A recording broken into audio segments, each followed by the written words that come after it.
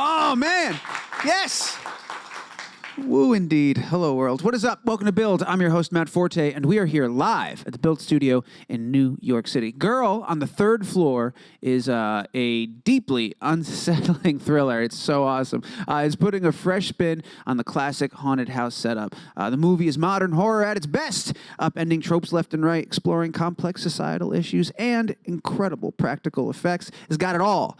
Girl on the Third Floor hits select cities and VOD on October 25th, and if you're watching right now, you can head over and pre-order it on Apple TV this very moment. It's perfect timing for the Halloween season. Joining me now, writer and director Travis Stevens is here, and stars Phil Brooks and Trieste Kelly Dunn are in the building. How you guys feel about that? You excited? I'm excited.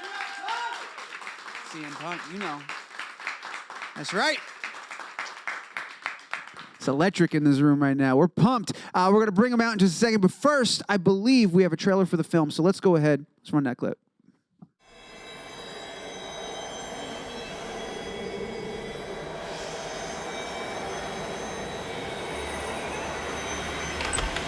Blessed is the man who remains steadfast under trial.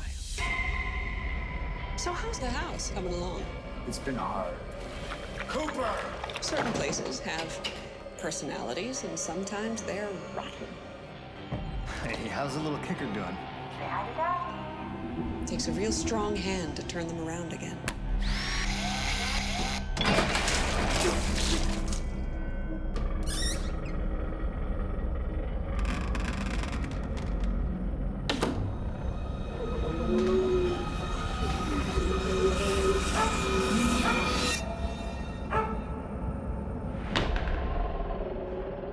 This house has a history of bringing out the worst in people. Certainly creepy. What the hell is that? Promise me you won't say a word to Liz about last night. You need to get out of here. What was that? What? Hi, handsome. I hate what you've done with the place. I'm worried. Stop! Charlie.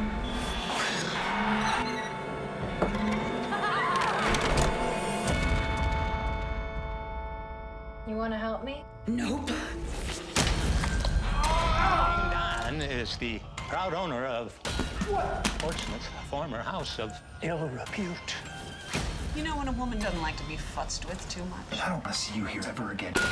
Houses aren't that different, I guess.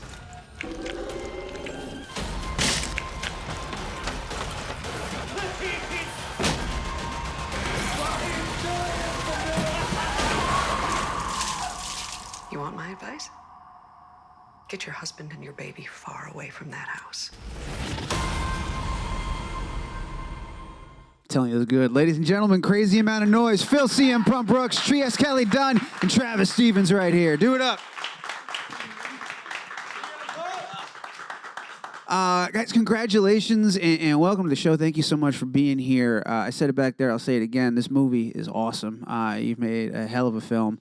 Congratulations on that. How's everybody doing? I know you're running around. You had a premiere in Chicago. I think you have a premiere tonight, if I have my numbers right. Yeah, in Brooklyn. In Brooklyn, that's right. So how's the circus? How's it going? Oh, it's a circus. Yeah, but I was raised in the circus, so I'm used to it. It's been a lot of fun. I just came straight from doing a block of like 3.5 hours of radio interviews for all over the country, so I can talk about this movie. Did you do 27 interviews? I did 27 interviews. 27. Yeah. So we're number 28. One after another. I like This is that. a little different though. There's a good-looking studio audience, you know. Yeah. It's much different when you get to engage with people who you're talking to than just on a headset, you know. It's different.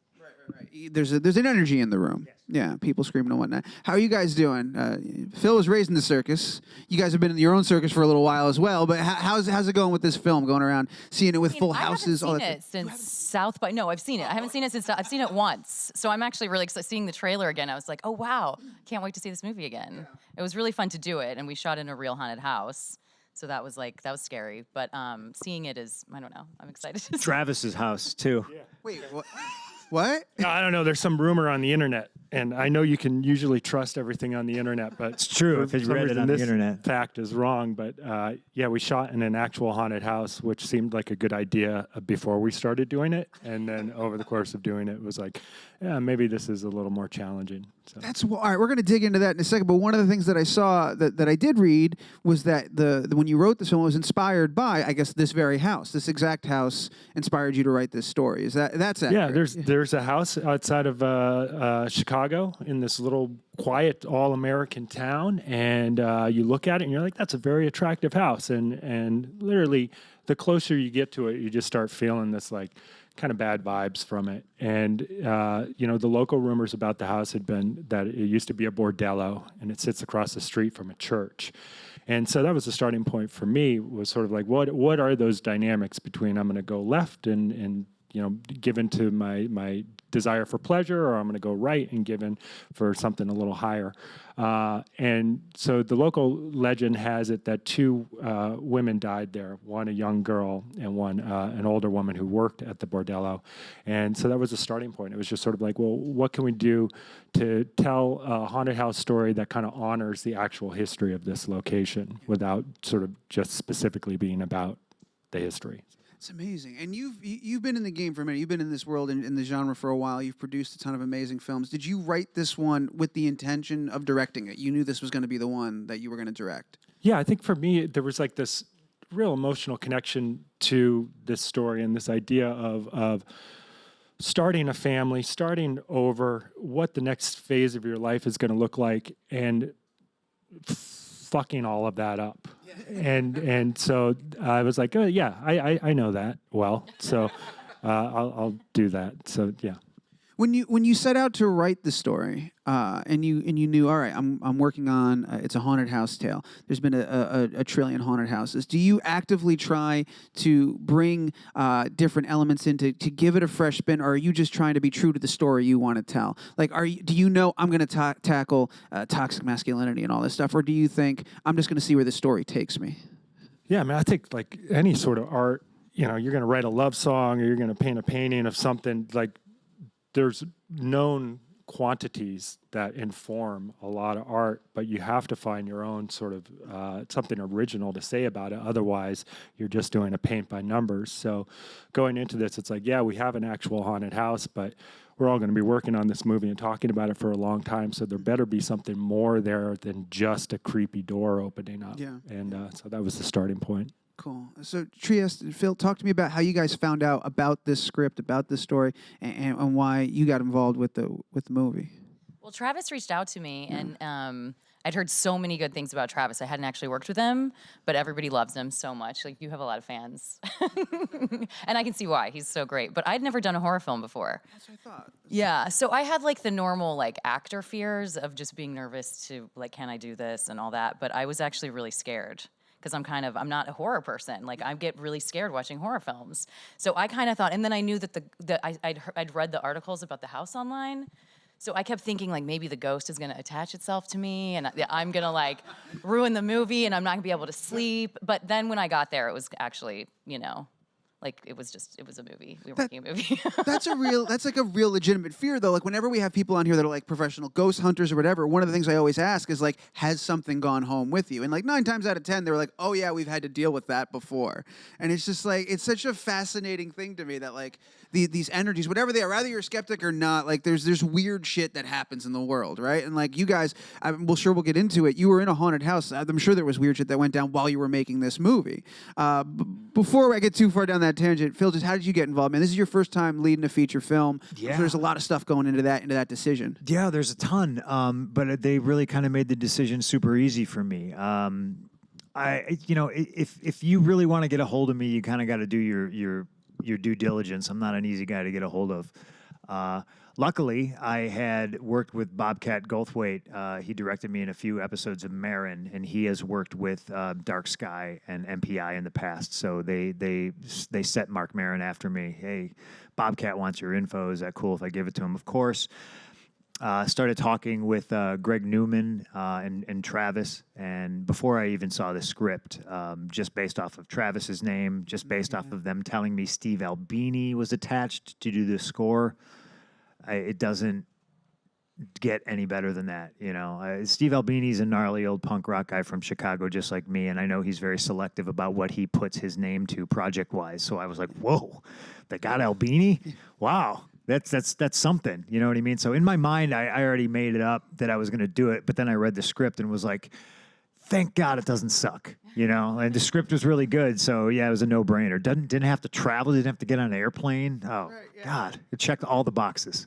Perfect. Yeah, it's in your backyard, and you grew up loving horror, man. You're Yeah. a horror fan, like that's your Absolutely. world. So this is kind of like the perfect area for you to get into, for this to be like your first like leading like role to carry a film. Like, what better dream scenario? Right? Yeah, and whereas I'm not a scaredy cat of horror movies and stuff like that, they've managed to find a way to still scare me shitless because I am a homeowner. So doing renovations and stuff like that, I was like, God, Jesus, this is scarier than any ghosts, you know? Did you know and were you familiar with the house's story itself outside of the film? Like that the house was haunted? Did you know that going in? I did not, Did they tell you that obviously. on day one? I think before day one, but the funny thing about it is we would get busted a lot because, especially on night shoots, when people were out walking their dog or just walking down to the ice cream parlor, because this is the kind of a town that has an ice cream parlor, people would yell out like, hey, have you seen Sadie? You know, like the name of the little girl who was killed inside the house. So it's like, you'd have to cut, you know, like wait for people to walk by. One person walked right up on the porch in the middle of the day while we were shooting a porch scene and was just like, so, how you guys doing? And, you know, we're all just like, hi. What's going on? You know, we're just shooting a movie, you know. Oh, cool. You guys see any ghosts yet? You know, like, so that entire neighborhood, like, knows about that house. So they weren't sure what we were doing. And a lot of people asked us if we were ghost hunters. Wow. Yeah. All right, I'll ask the question now. What was the weirdest thing that you saw that while you were there, like, or something that got in your head? Because this is a step, when you're a ghost hunter, you're going there looking for it. But I'd imagine here, you're trying to create an atmosphere, you're trying to set a tone. And if that actually manifests itself in reality, that's got to scare the shit out of you. That's got to be crazy. Yeah, I mean, I'll start by saying before we started this movie, my hair was like dark black, and now it's somehow turned white. But no, I mean, there's like the conceptual element where you're like, it's a real haunted house and we're going to shoot a movie there. And then there's walking into the space by yourself at midnight. And all of a sudden, the reality of what that space is. And like we talk about it a lot. And for me, it's sort of like when you're walking down the street and maybe somebody's pissed off and walking past you and you're like, oh, that's a bad energy. And that's exactly what it was like. I walked into that place being like, we're going to shoot a movie here. And it was like, you're going to get out of this house right now because you don't belong here. And I was like, oh, that's unexpected. And then over the course of shooting the movie, like that night, I just sort of talked to the house and was like, look, we're going to do our best to honor whatever's taking place here, and we're not jerks. So hopefully this will be cool. And then over the course of shooting the movie, there'd be playful things where a door would open or you'd hear knocks or somebody would feel a presence behind them. And it's like, when that happens over the course of a month, again and again and again to different people, you just sort of go, yeah, I guess this is real. And what's funny, too, is then you have the scenario where just somebody randomly shows up on the porch. So now, you know, cognitively, you're like, oh, that's probably just another person walking by, and then there's nobody there. Oh, that's amazing. Trieste, have you ever had an experience like that before? And all the things that you've worked on and filmed? Like on a movie set? No. Like weird No. paranormal vibes like that. Definitely not. Oh, welcome to the genre. I've had those before, but not on like a movie set. Oh, really? Well, I mean, I'm like, Let's go down this road. I'm an imaginative person. So it's like if I'm spinning out at night and hearing stuff, like my brain goes there, you know, and maybe Phil's doesn't go there. Like, you don't believe in ghosts. We had this conversation. I actually believe in them.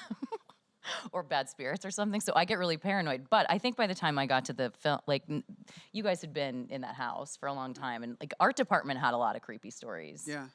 But yeah, like nothing really weird happened to me. Yeah. I mean, except for the stuff we were shooting, which Well, was yeah, really let's- weird. Let's talk about that, especially this being your first horror film. A lot of the effects, if not all of them, are practical, right? Because that's, I mean, you could feel that's there, and that's also, you know, what I've been reading. And so you're there with those effects. You're living those moments a lot of the time. What does that do for you as a performer to put you in that zone, to actually have those things to rip apart and to experience and see? That was amazing. Yeah. Like, I mean, actually having stuff to look at. I mean, sometimes you're not looking at an actual thing, but having, am my Alyssa there in creepy outfits and stuff. I mean, it was definitely gave you a lot, and it was helpful to see that. And then, of course, being covered in like filth and goo and blood, and some crazy stuff happens to him, and it looks so real. Like the stuff that you guys did with the. Am I like giving things away by saying? No. We're pretty nebulous I about don't it. know Yeah. what you guys And there's are a lot in the saying. trailer. You see it in the trailer. You get You gotta covered talk with a about ton of Dan goo. Martin. Dan Martin was the effects guy for this movie, and man, what a sweetheart this guy is, and also what a demented man this guy is. You know, like because everything he does in this film and his past films, the reason he got the job is just like it's so realistic. It's pretty creepy, and a lot goes into the practical effects. And I'm a huge practical effect guy. I think CGI is great. You know, but it's like comic books. You know, I could read them digitally. I like holding the book. You know what I mean? I said comic books, and it shows you what a nerd I am. Any book, really. It could be any book. You could read it on a Kindle, and that's fine and cool. But I like holding the book, and to me, that's practical effects. It's real. You can taste it. Trust me, I did. I was gonna say. Did you think all of that while you were getting like shot in the face with buckets of crazy? Yeah, I thought it was great. Yeah, I mean, 8-year-old Phil who grew up, you know, looking at Fangorias and sneaking watching horror movies because I wasn't allowed to, is still thrilled that I got to do this stuff. It was a dream come true. Yeah. I think without spoiling anything, for me, one of the like toughest part, it wasn't even the most gruesome thing. I think it's just because I love dogs and and I'm not going to give anything away, but you discover something at a point in the film, and that was like tough for me. I was like, oh man. Was there any effect or any moment or any beat where you kind of had to just sort of take a minute to process it, remind yourself this is just a really great practical effect, or just kind of take yourself out of the moment intentionally so you wouldn't bring it home with you later, because it was so realistic and so well done. Well, that moment, since we're pretty talking intense. about it, it was emotionally exhausting for me to shoot that scene. I don't know how many takes we did, but just to kind of, because in my own head, I'm living some other kind of a nightmare with my own dog. You know what I mean? To get that performance out of myself, I'm torturing myself over and over and over. So yeah, I would go back to the hotel where my dog was waiting for me, and I would just be like, yeah. You have a really cute dog. Thank you. Thank you very much. I don't know if I'd call it cute. Oh, he's cute. How dare you? What is Larry? He's the cutest little man in the world. You have to search the internet for Phil's dog. You don't. It's pretty easy. Amazing Freddy Krueger costume. With Yes. It was a year ago, I think. Yep. Right? Yeah, Last year he was Freddy. What is he? What breed is he? He's a mutt. He's got a little bit of everything. Yeah, I mean we rescued him, but we DNA tested him. He's Yorkshire Terrier, Boston Terrier, Rat Terrier, and something called a Belgian Tervuven. Wow. Yeah. And part werewolf. And Yeah, he looks like a well, he's named after Larry Talbot, the Wolfman. Trish, was there any moment or especially this being your first horror film, was there something that like kind of took you back? You're like, oh, okay, this is the real deal. This is. Yeah, I guess the thing was we were getting our makeup done, and Dan was there making all the effects, and they looked like little latex vaginas everywhere. Like they were just everywhere. Like they were supposed to be the scar, like your scars, I guess, and they were just all over this room. And I was like, what's up with all these latex vaginas? And Like, why is he the making best these? part about that is our home base was a church. So we're in the basement. We're in the basement of a church, and there's all these practical effects, as she said, look like vaginas everywhere. And there's a mannequin with her pregnant prosthetic belly like sitting on it, and there's like a wall of nipples, and like in the corner there's just like a crucifix, and you're just kind of like. A box of hosts for the service later is Yeah. just down there because that's where they got to store them. That's where they got to be. Like anytime I had to like do a wardrobe change and there was like ladies around, I would like duck into a room and it would be like the choir room and there was just like a row of choir robes and I was just like, God, this is creepier than the house. It was creepy. And we wrapped, because we were shooting nights, so we wrapped one Sunday morning at like 8 in the morning or 9 in the morning, and it was the crazy night. It was the night where like every single actor was covered in just God knows what. And so we're walking out. They handed us all like Egg McMuffins or something. And we're walking out of the house at 9 and we're all just delirious and we've been screaming and like everything. We walk out of the house and we walk into the church and people are showing up to church. Like people are showing up and we're just doing this walk of shame. You're not even like wearing clothes. No, I think you had, like, no clothes I think on. I was wearing boxers and I was just covered in blood and I was just walking across the street. Good morning. Everyone's like, these people need Jesus. Just like as you're walking in. Did anyone from the church ever come down to the prop room with like a tray of like, I don't know, like juice and beverages, just checking in on everybody, and just like wall of nipples greets them? There was a lot of sort of diplomacy. Yeah. I think between the two camps. But I mean, the funny thing about it is, for this wild, crazy horror film that goes into like some really sort of gross areas, it has a morality to it. Yeah. So the reason why the church opened their home to us is because they read the script and they understood, oh, this is a movie about making the right choice or making the wrong choice.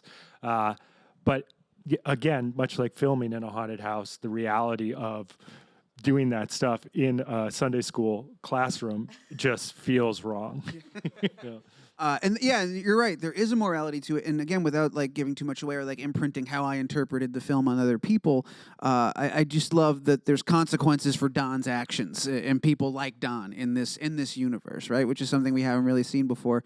And then an interesting thing that you're doing here is sort of like that reversal, the gender role reversal in a way, where like we're used to like, oh, the scared female lead enters the haunted house and she's the protector. But like here we're following this tough dude who's experienced this crazy thing, and then again, without spoiling, like you kind of come in a way that's unexpected of this genre. And I'm just wondering what that was like for you guys. You talk about you're literally walking around scared in your underwear at one point. That's not usually what happens. It's brilliant. We took a lot of horror movie tropes and we flipped the script. And I wasn't outright told that's what we do, but I remember reading the script and I remember looking at Travis going, I get what we're doing. You know what I mean? It was almost like an unspoken thing. Like, this is awesome. So it was interesting to be able to do this character and put myself in these vulnerable positions that you would, I think, historically and traditionally see women in. You know what I mean? Because the women are the ones who are always scared and topless in horror movies, and then here I am scared and topless, just like kind of like running around. You know what I mean? And I'm supposed to be this badass dude, and you know, the more my character tears apart the house, the more he gets torn apart, and it's so brilliant, in my opinion. Good job. Good job. And the last thing before we go to audience Q&A that I really dug is that the house is kind of a character, so much so that we see from the house's perspective a lot, which was a really cool thing. The flip side of that coin is a lot of this film is your face. Does that make it hard for you to watch the movie? Yeah, you know, it really does. The first time I saw it at South by Southwest, I was on either side. I think you were to my left and Sarah was to my right. And then so like I'm excited and we're watching it and we're hitting each other. We're like, you know, and then like a sex scene happens and I'm like, oh. Oh no, you know, so it's exciting. But yeah, the second time I was just like, oh shit, that's a lot of my face. And I'm not a real big fan of my face. You know, like nobody likes their own face. Nobody likes listening to themselves talk. Your own voice is like a weird, you know, grating thing to listen to. But what has replay value for me is Trieste's performance, the practical effects, stuff like that. I can watch that stuff all day. Me, not so much. Everybody else, because I was surrounded by super talented people. Amazing. You're great. Oh, thank you. I'm not fishing for compliments. I'm telling the truth. I think everybody can be elevated based on how good or, you know, bad the people who you're surrounded with are. And I think everybody was super talented in this, and it just made everybody that much better. Trieste, was it like exciting to have this character that in this extraordinary circumstance kind of comes in and in a way takes charge of all this bullshit that's happening in this house? Yeah, it was. And so unlike me. Like, I would never walk into a house like that and stay there alone. Like, that's how scared I am as a person. I'm like, that house is just creepy. It was creepy. So yeah, I was kind of impressed by her. But it was fun. It was just like, it was more physical than I thought it would be. Like, yeah, because you're running around, you're like screaming your head off. You can't practice stuff like that. You can't be like, oh, I'm going to rehearse this at home. You can't rehearse screaming. And then we had to do more screaming in ADR. Because you can't just keep screaming and then your voice. We had to do more screaming in ADR. And I remember the guy was like, just scream and we're just going to go and then I'll tell you when to stop. And I had to like squat down and just like scream so loud that I started sweating. Like I was screaming so much and breathing, and it's messy. It's very messy. Is there a trick or a technique to that so you don't blow out your voice, or is it just lay it all on the floor? And Yeah, just like stare I at went it? to acting school. We have vocal technique, but I think horror movie screaming, I mean, maybe it's something that if I did it again, like I would maybe be better at it. I don't know, but I don't know how you practice it. Like I don't know where you go in the world to scream and practice a horror movie scream because people will just lock you up or something. I think a lot of people are born with that. Yeah, absolutely. born with that, like Yeah. born with the scream. Yeah. Wow. There's a lot of great screams in here. There's a lot of great everything. It's just a fantastic. I can't say it enough. I really dug it, and congratulations again. We've got I got a couple of questions in the room. Yeah, I got at least I think 4. We're gonna try to get to all of them. First one, you got a microphone. Go for it, sir. My question's for CM Punk, aka Phil Brooks. There's a lot of rumors going on that someday you'll come back to the WWE. Is that possible that we get to see you in the WWE ring wrestling again, being the best in the world? Not like Shane McMahon? So my answer will be I look at it just like I look at movie projects. Like I say no a lot, but if the right situation comes along, the creative is good, and I'm working with the right people, I would consider it, but I doubt it. How often do you find yourself Every day. Not answering that question. That's what I was gonna say. I was gonna say when you were on set, when you were performing, how often did you find yourself reaching into a familiar bag of tricks, that a set of skills that you honed 10 years on live television, in the ring, in the spotlight? When you were like, oh, this is this is something I did over there, and I could use it here now. Well, the big difference is you're afforded. I think you're afforded to fail when you're shooting a film, because you can literally be like, "Hey, I'm in the middle.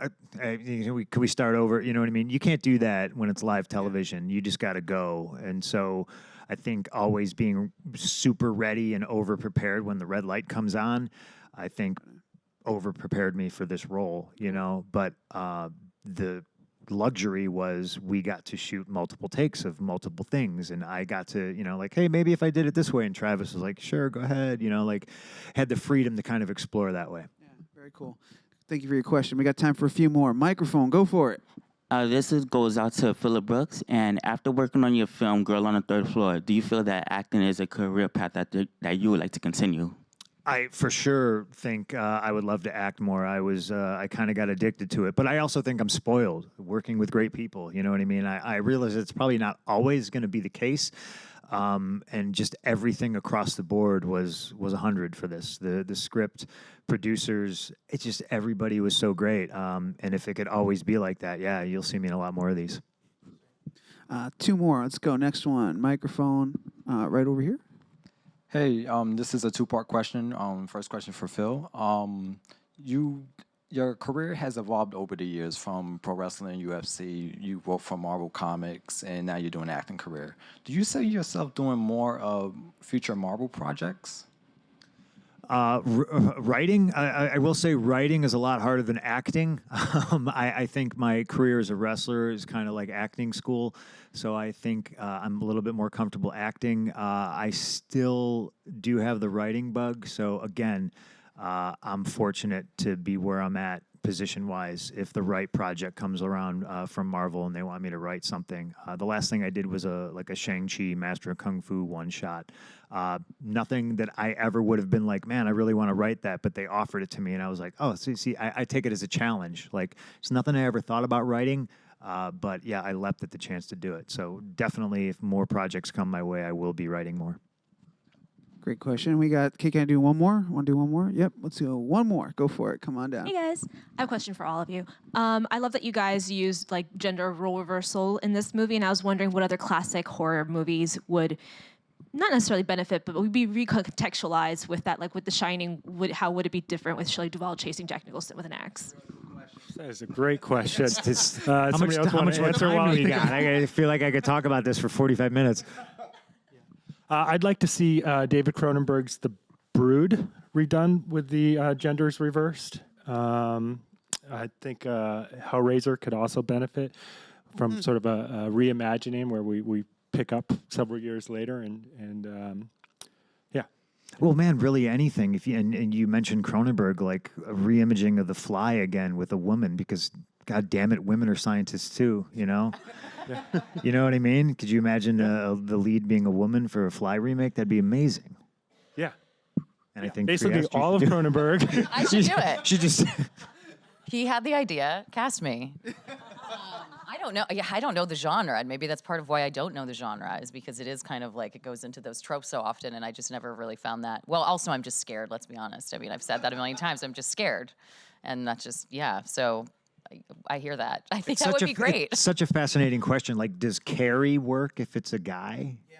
You know? I think that's reality of just a bunch of angry white dudes running around making the world miserable for people. Thank you. Thank you for that awesome question. Thank you guys for hanging out with us and answering questions and talking about this film. It's been really cool having you here. Congratulations again. I'll remind everybody out there, the 25th, it's going to be on VOD and in select cities. New York is one of them. And if you're watching us live right now, you can go ahead and pre-order on Apple TV. So do it up. You will not be disappointed. The film delivers. It's fantastic. So please join me once again in thanking everyone for being here. Round of applause for Phil CM Punk Brooks, Trieste Kelly Dunn, and Travis Stevens.